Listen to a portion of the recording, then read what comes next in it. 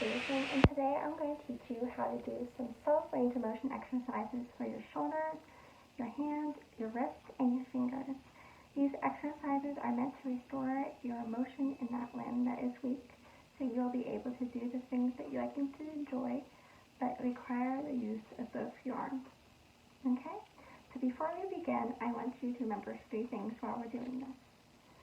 When you're doing these exercises, you should not be doing them past the point where it feels natural.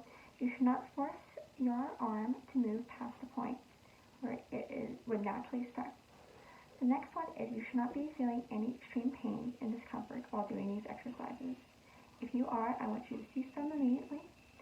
You could feel a little discomfort, but that discomfort should go away as soon as you return that arm to the position where we started. The next thing I want you to remember is I want you to do each of these exercises slowly. Okay, to start off, so I put my affected arm, or the arm that's the weakest, in a glove so you can clearly see which arm should be positioned where. Alright, so to start off, we're going to start off with the shoulders. So we're going to take that weaker arm, we're going to use that stronger arm to grab under the elbow, and for the sake of this video, you would normally do 5 to 10 repetitions, but we're only going to do 2 so that we have enough time to explain everything. Alright, so I'm going to do 2 shoulder strokes, which you would normally do 5. 1, 2, and we want to do them nice and slowly, without pain, without discomfort.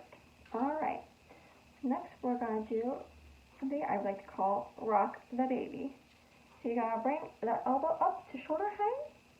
You're going to bring it down nice and slowly, without pain, without discomfort. 5 to 10 times. I'm just doing it 2 for the sake of time.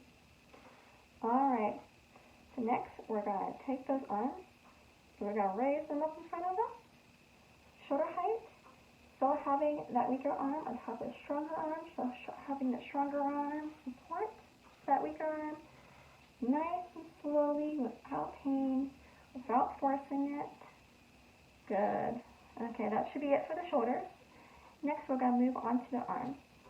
So for our first arm exercise, we're actually going to start down our lap.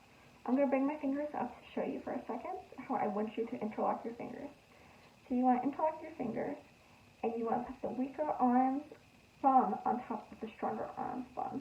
Alright, so starting from your lap, we're going to raise this up without discomfort, without pain, slowly. And I'm doing this twice, but you should do it 5 to 10 times, depending on your endurance. Alright, next we're going to do what I like to call arm sweeps. Okay, so we're going to put those arms flat on the table, and we're going to sweep them back and forth. Pretend there's some dirt, or there's maybe some like dominoes that you want to sweep off the table, and you want to do it slowly, without pain. And you want to do it 5 to 10 times on each side, depending where you're at physically.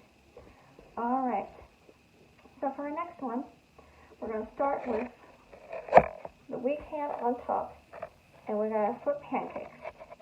We're going to flip that arm over. I'm going to move it back so you can see, like so.